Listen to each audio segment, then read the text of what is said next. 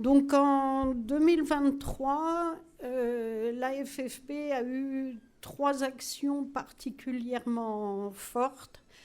Une en direction des autorités de santé, une qui était absolument indispensable en faveur des malades de la peau, et puis une action éducative contre la discrimination des enfants atteints de maladies de la peau.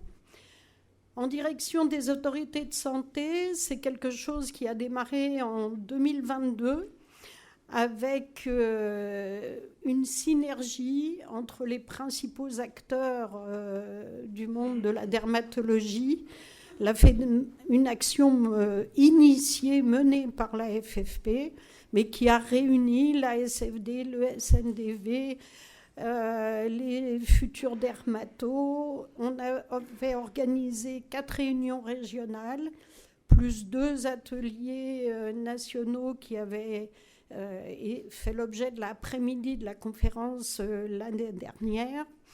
On a donc pu partager non seulement des constats, mais aussi être force de proposition pour faire une contribution qui a été adressée à toutes les ARS, donc portant constat de l'état de la dermatologie, mais aussi en étant force de proposition, 3 thèmes principaux qui réunissent 14 propositions. À la suite de cet envoi aux ARS, on a fait une publication, une tribune co-signée par tous les acteurs. Cette tribune a été publiée dans Le Monde au mois de mars 2023.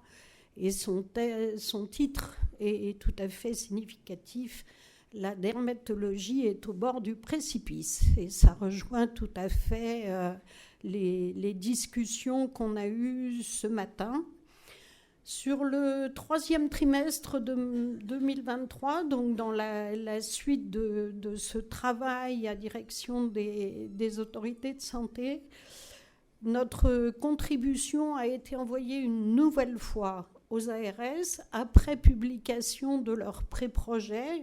Les ARS, dans le cadre de la révision des projets régionaux de santé, vient de finaliser la première étape, qui était de mettre en ligne et de mettre non pas en discussion, mais d'ouvrir les propositions sur chaque projet régional. Et donc, en partant, nous, de ce qu'eux projetaient de faire dans leur région, on a réadapté nos propositions pour les adapter à chaque région et pour que ça rentre dans le cadre de leur projet, et en se basant sur les chiffres de chaque région. Un des chiffres qu'on a mis en exergue en particulier, c'était le temps de trajet nécessaire pour un malade dans un territoire donné pour aller voir un dermatologue. Donc ça nous a permis d'appuyer nos propositions. Et donc pour 2024, donc les ARS qui sont encore dans la dernière phase avant publication de leurs projets régionaux de santé. Qu'est-ce qui s'est passé Tac, que je revienne.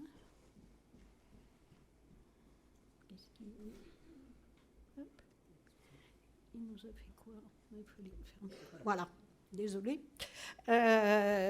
Donc les ARS mettent en place des groupes de travail. Donc on s'est positionné. Alors je ne vous cache pas que ce n'est pas toutes les ARS qui ont répondu à nos courriers. Donc on va les tanner, on sera là derrière et on ne va pas les lâcher.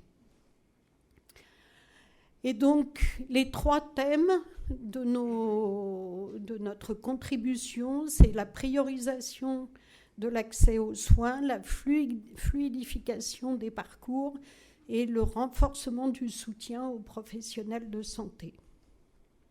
Alors, je ne vais pas vous détailler les 14 propositions. La contribution, vous pouvez la retrouver dans son intégralité sur le site de la FFP.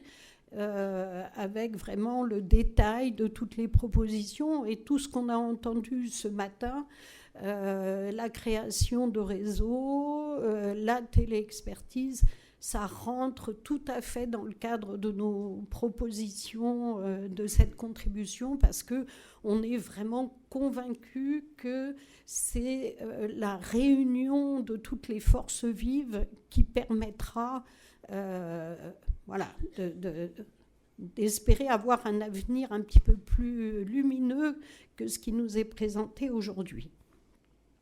L'action en faveur des malades, elle est partie du constat que la plupart des personnes atteintes d'une maladie de peau devaient remplir un dossier auprès des MDPH pour obtenir les aides et les soutiens auxquels ils ont droit, et que bien malheureusement, le questionnaire de santé n'était absolument pas adapté pour démontrer, mettre en évidence ce que c'est que le handicap peau, et que les professionnels des MDPH n'avaient strictement aucune idée de ce que c'était qu'un handicap peau, que les professionnels de santé attendaient un certain nombre d'éléments pour évaluer un dossier, mais que ce n'était pas forcément ce que les patients avaient envie, eux, de mettre en avant. Et que donc, il y avait une espèce de dissonance entre l'attente des professionnels et ce que les patients, ce que les malades voulaient dire. Donc, partant de ce constat, on a fait un guide handicap à destination des professionnels. Donc, ça fait partie des petits documents qu'on a déposés sur vos sièges. Donc, il y en a un qui est à destination des professionnels qui peut leur permettre de voir, de comprendre ce qu'est le handicap peau. Le deuxième petit guide, il est à destination des patients pour les aider à remplir leur dossier MDPH et leur donner les clés pour que leurs difficultés soient prises en compte et entendues.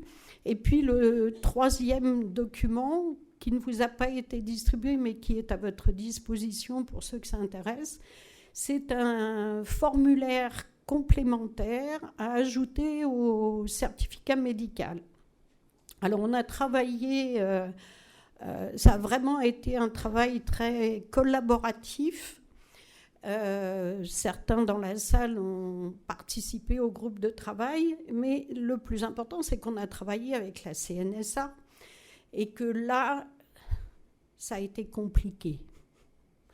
Parce que nous, on aurait voulu pouvoir vous présenter aujourd'hui déjà un CERFA. Bon, ça n'a pas été possible pour le moment. Ça n'est qu'un formulaire complémentaire. Et on a tenu essentiellement au mot complémentaire alors que la CNSA voulait le mot optionnel, ce qui n'était pas acceptable. Ce formulaire, on va le retravailler après un an d'évaluation pour pouvoir... On parlait de la data ce matin, il manque de data en dermato.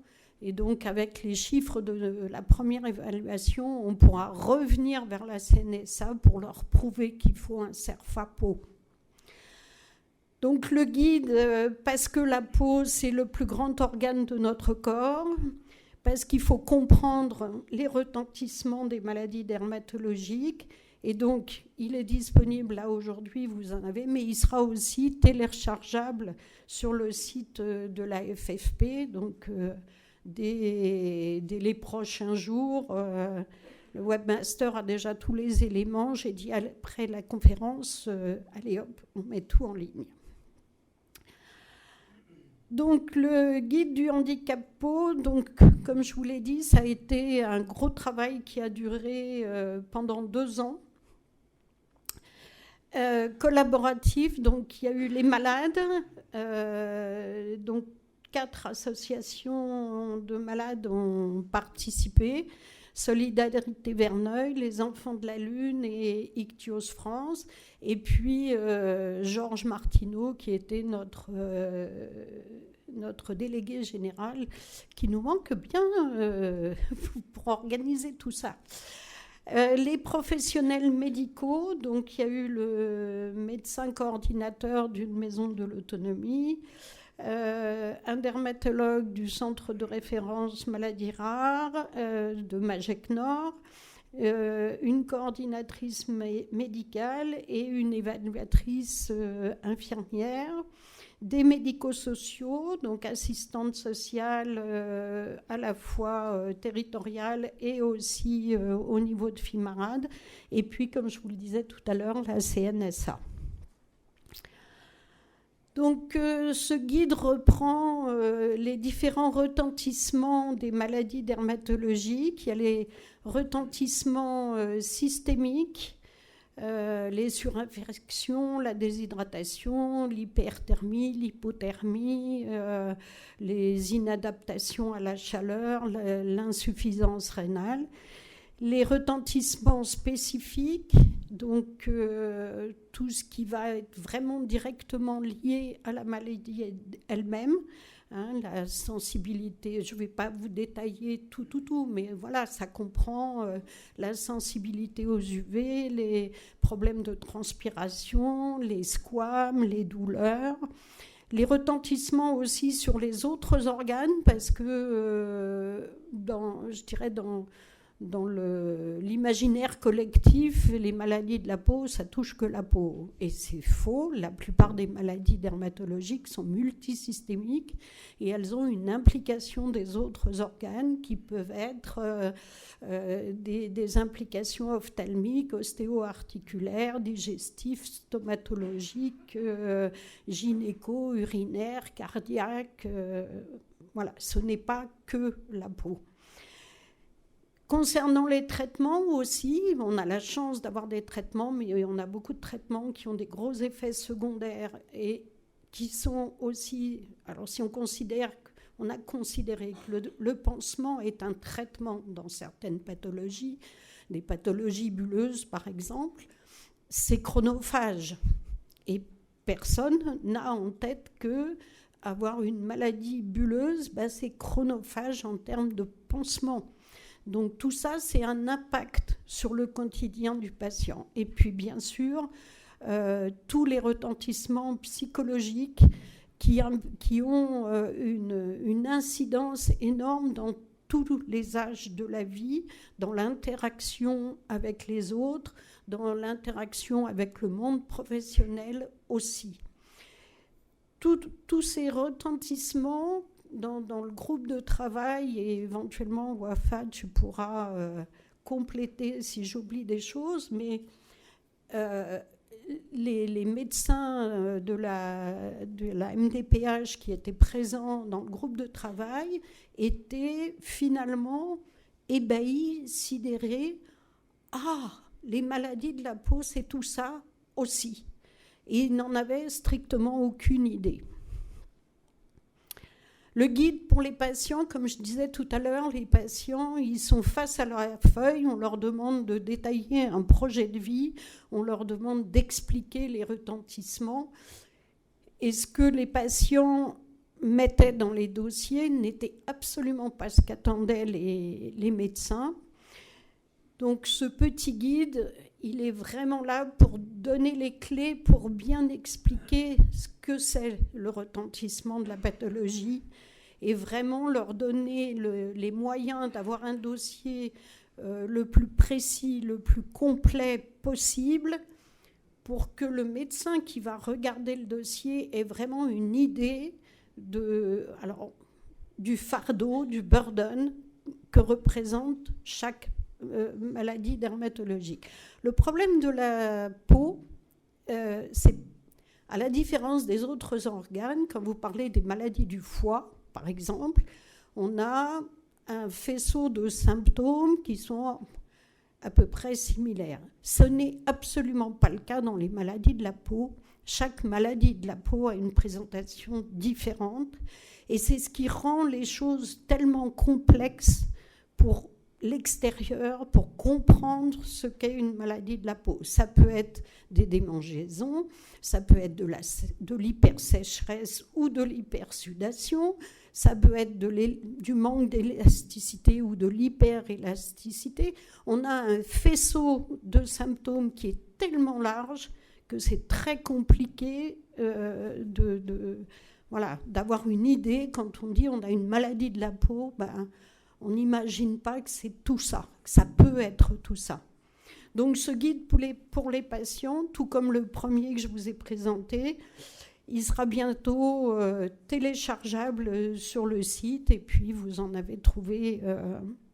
Et surtout, n'hésitez pas, si vous en voulez des exemplaires. Finalement, je me rends compte que j'en ai pas assez amené ce matin. Mais on en aura sur le stand de la FFP pour les JDP.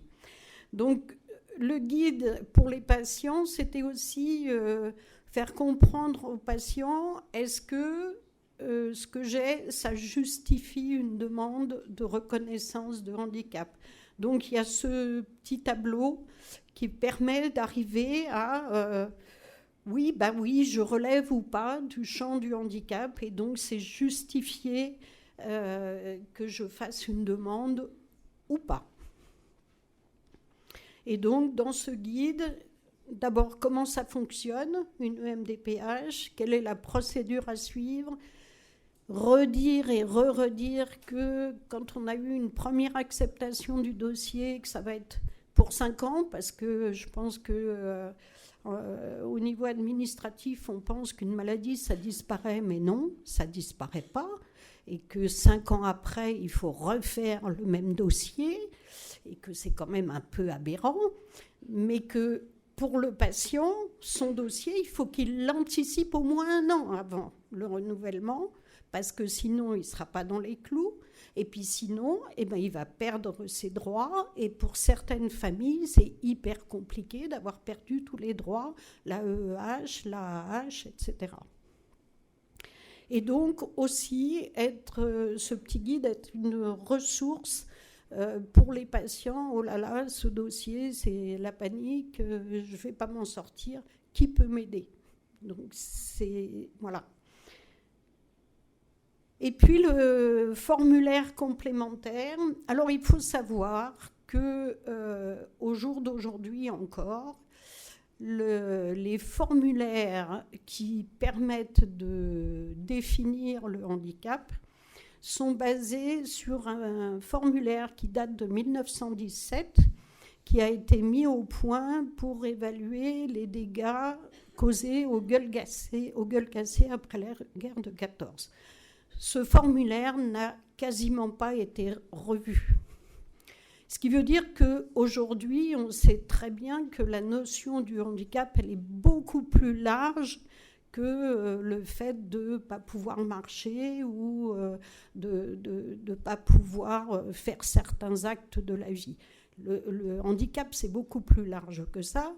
Par exemple, si on prend l'évaluation du niveau d'autonomie d'une personne âgée, ça s'appelle la grille GIR, on va demander si la personne est capable de manger seule, mais on ne va pas demander si elle est capable de faire la cuisine.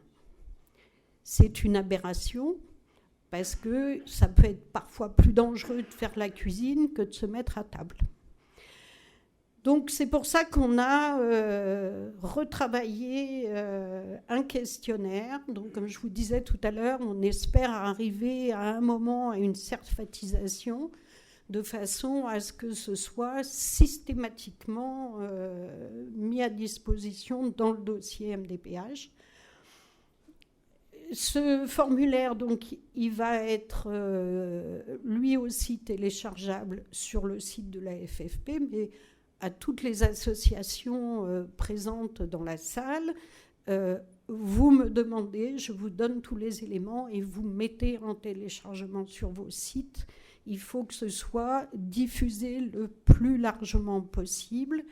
Avec FIMARAD, on va faire, qui a été participante et qui a financé l'impression de ces documents, Il faut que dans un an, on ait pu faire l'évaluation, pour pouvoir dire, voilà, ce questionnaire, ce formulaire, il a permis à tant de patients d'avoir un dossier mieux pris en charge, une évaluation mieux faite, et donc une accélération dans l'accès aux droits.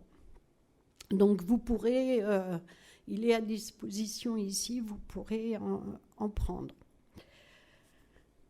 Ensuite, la troisième action importante cette année et concrétisation, c'est l'action éducative contre la discrimination des enfants avec la création d'une brochure ludique. Là aussi, vous l'avez trouvée sur vos sièges.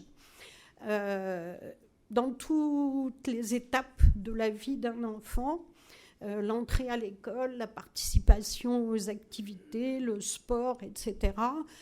Toutes ces situations peuvent être la source de difficultés, de harcèlement, de discrimination pour les enfants qui sont atteints de maladies dermatologiques. Et donc, il était important pour nous de donner un petit outil ludique, sympathique, qui permette d'abord de dédramatiser les maladies de la peau, et puis aux autres enfants de porter un regard différent. Donc c'est un travail qui a commencé en 2021, qui a réuni des associations, mais aussi des jeunes malades et des jeunes non malades. Et ça a permis d'établir un synopsis de différentes situations vécues par les enfants. Et c'est un projet qu'on a travaillé avec une association qui s'appelle Les Petits Citoyens, qui est une association membre du réseau Léo Lagrange. Le réseau Léo Lagrange, pour ceux qui ne connaîtraient pas, c'est le réseau qui gère la plupart des centres aérés, des activités périscolaires, qui est vraiment au cœur des activités ludiques des enfants, et qui travaillent, les petits citoyens travaillent aussi beaucoup avec les milieux hospitaliers, et donc ils ont un réseau. Et ils travaillent beaucoup aussi avec l'éducation nationale, et on sait combien c'est difficile de rentrer à l'éducation nationale. Donc ce partenariat va permettre d'avoir une très large diffusion du livret. Et donc ils ont une série de livrets qui s'appelle « Et si on se parlait de ?» Et donc on aura le « Et si on se parlait des maladies de la peau ?» Et donc voilà, donc vous avez ce petit livret qui est disponible dès aujourd'hui, vous les avez en main, mais tout comme les 2 autres documents, 3 autres avec le formulaire, sera téléchargeable sur le site. Et pareil, vous pouvez me demander, je vous envoie la version téléchargeable, et vous pourrez plus que bien volontiers les mettre en ligne sur vos sites. Donc voilà, donc c'est des petites BD avec des petits dialogues entre les enfants, et ça aborde est-ce que c'est contagieux, est-ce que ça fait mal, est-ce que c'est héréditaire, est-ce que toutes les questions que les enfants peuvent avoir par rapport aux maladies de la peau. Donc l'objectif, c'est là aussi de donner des clés pour comprendre maladie de la peau, c'est quoi, les différentes maladies, ça peut être quoi, et c'est pas que les maladies, on évoque aussi les cicatrices, les brûlures, tout ce qui va s'afficher sur la peau. Et ce petit livret,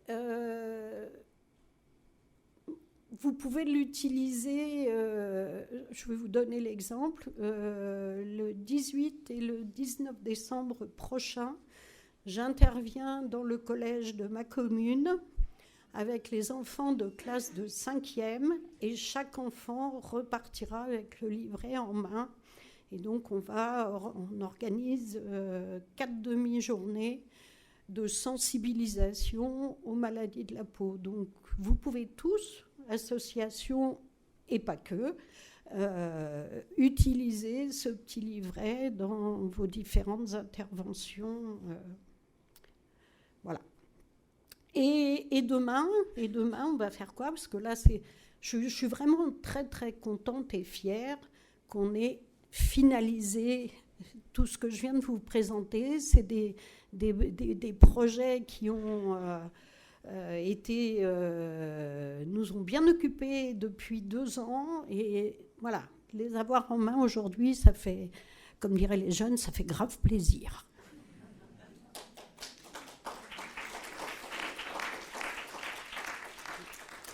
Et demain, on va faire quoi demain? Demain, on a un grand, grand projet. On l'a évoqué en 2 mots ce matin, c'est l'ouverture de la Maison de la Peau. Alors, pas comme a dit le sénateur Boulier ce matin, c'est pas la Maison de la dermatologie. La Maison de la dermatologie, c'est le lieu des professionnels. C'est la maison des médecins. Nous, on veut une maison qui soit ouverte à tous. Donc, c'est la Maison de la Peau. Elle sera là pour tous, pour les associations, pour les malades, pour les professionnels de santé aussi, parce qu'on l'a évoqué aussi ce matin, se mettre ensemble et travailler en commun, et on l'a vécu avec la contribution à la révision des PRS. On est plus fort, on a plus de poids, on a une voix qui porte plus. Donc, on a eu une première réunion avec un grand nombre de membres des associations de la FFP pour leur demander, voilà, cette maison, vous voulez quoi dedans? Quel est le rêve? Et c'est vrai qu'à la fin de la réunion, il y a une des associations présente qui a dit « Ah, c'est super, vous nous faites rêver ». Mais c'est ça qu'on veut faire. C'est bien de rêver, mais il faut les concrétiser, les rêves. Faut que ça émerge. Donc, un lieu de compétences partagé pour les associations. On a évoqué aussi ce matin le burden des bénévoles, le manque de financement, les inquiétudes sur la pérennité des associations. Et c'est vrai que tout ça, c'est concret et c'est de plus en plus accru, même, comme inquiétude. Si on veut s'assurer de la pérennité de nos associations, et en particulier les plus petites associations, il va falloir à un moment se professionnaliser, parce que le bénévolat, c'est plus dans l'air du temps, c'est comme ça, il faut faire avec. Sauf que, comme il y a aussi le problème des financements, professionnaliser, moi, ma petite association, je n'ai pas les moyens de financer quelqu'un, un salaire. Donc, du temps partagé, voilà. Ça peut être ça, du temps de secrétariat, ça peut être du temps de conseil, ça peut être du temps de comptabilité, de conseil juridique ou autre. Hein. On est encore en train de la réfléchir et de savoir ce qu'on veut mettre dedans, donc toutes les idées sont bonnes. Un lieu ressource pour les malades, un malade qui a été... ou récemment diagnostiqué, ou diagnostiqué depuis un moment, mais qui cherche de l'info, qui ne sait pas vers qui se tourner, vers quoi se tourner. Voilà. Un lieu de rencontre aussi, où on peut mettre autour de la même table, comme on l'a fait dans la révision des PRS, les différents acteurs, avoir des salles de réunion pour travailler ensemble. Voilà, comme je disais dans mon petit mot d'accueil, moi je veux bien réfléchir tant que vous voulez, à une seule condition, c'est qu'on concrétise à la fin. Parler et blablater, non. Si on peut se mettre ensemble pour réfléchir, mais il nous faut du concret derrière. Et puis pour tous les professionnels de santé qui veulent venir à la rencontre des associations et des malades, ça peut être aussi un lieu. Voilà. Donc je ne sais pas, vous avez peut-être des questions ou envie d'intervenir, d'interagir. Voilà. Le micro est à vous, là.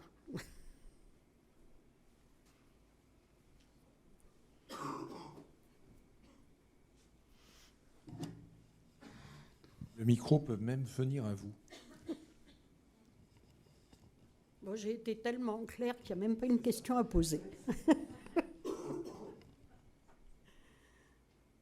Bon, ben écoutez, si c'est tout bon comme ça pour tout le monde, eh ben, je vous remercie beaucoup de votre attention. Et puis, voilà.